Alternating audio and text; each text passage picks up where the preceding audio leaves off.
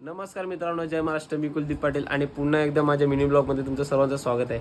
तर आजचा आपला विषय आहे तो म्हणजे स्माईल.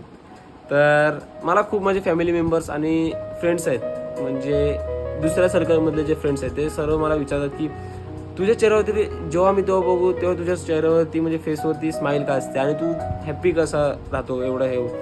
तर एवढं सांगेल की आजचा जो दिवस आहे ना तो मी फुल एन्जॉयमेंटमध्ये घालवतो. म्हणजे मला टाईम भेटला की कशी मस्ती करायची आणि कशी एन्जॉयमेंट करायची हे माझ्या डोक्यात नाही, ते ऑटोमॅटिक होऊन जाते.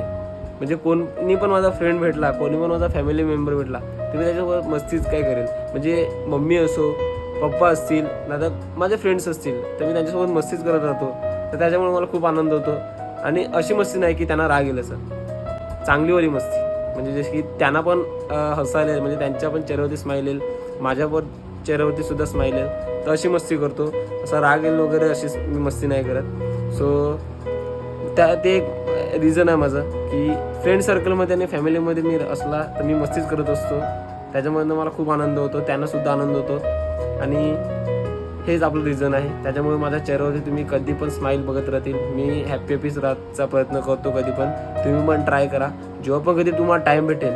आणि टाईम भेटेलच असं नाही, टाईम काढायला पण लागतो.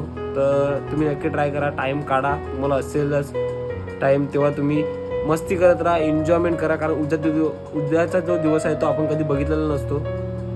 तर आजच्या दिवसात जेवढे एन्जॉयमेंट करता येईल तेवढे एन्जॉयमेंट करा. आणि हर वेळेस तुम्ही स्माईल करत राहा.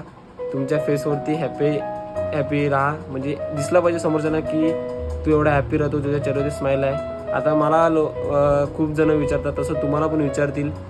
तर तुम्ही पण त्यांना तेच सांगा. सो नक्की तुम्ही पण ट्राय करा एकदा.